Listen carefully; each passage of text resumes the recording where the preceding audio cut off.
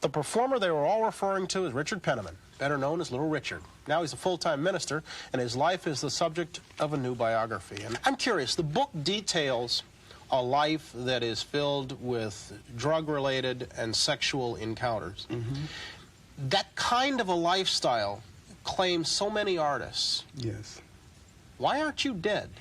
Well, God has seen fit to allow me the life that I have now to live so that I can travel the world to let people see that he's a good God and that he can give us life, everlasting and eternal life, if we just give our life to him. And also, I believe that God spared my life for this book. You actually started out as a blues singer, right? Yes, as a gospel singer. Why'd you switch over?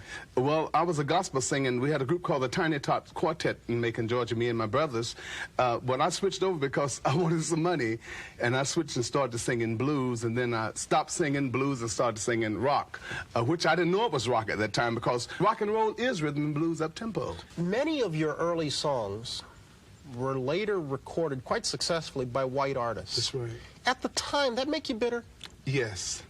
When it first happened, I was very bitter because I felt that they was trying to stop my sales, you know, because they threw them right on me because Elvis was thrown on me immediately when I came out because the white girls and white guys had just started screaming, Little Richard, and all of a sudden here Elvis come out on me. Then after a while, Pat Boone recorded Tutti Frutti, and he came out on me and outsold me with my own song. Then I came back with Long Tall Sally, but he couldn't get that duck back in the alley good, so he didn't bother me there. I beat him through that. Yeah. What kind of music did you think you were making then? I mean, joyful music. It was making everybody happy. It brought the races together. You know, at the you wrote that in the book. That's you right. said you thought it brought the races. It did bring them together because white people were sitting upstairs, black people were downstairs, and the white people, when I started singing, they would jump over the balcony and come down there with us. So it brought them together.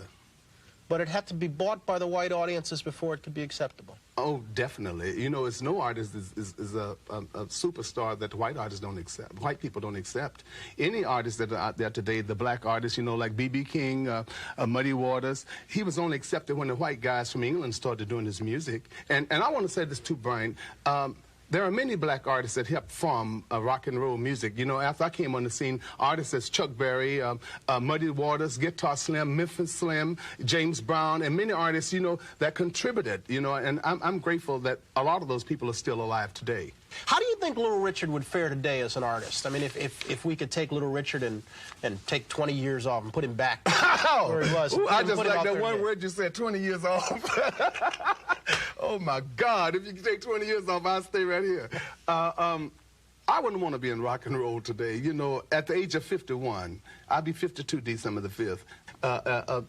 I'm just glad to be here. You know, I'm not out here because of people call me the king of rock and roll. I'm here because I'm glad that to be here, for my book to be out, for people to read the book to see what is really truly said about me and to understand me as a person. It's something. Life and Times of Little Richard, the Quasar of Rock. Richard, thanks for being with us. Thank you so much, Brian. Best wishes.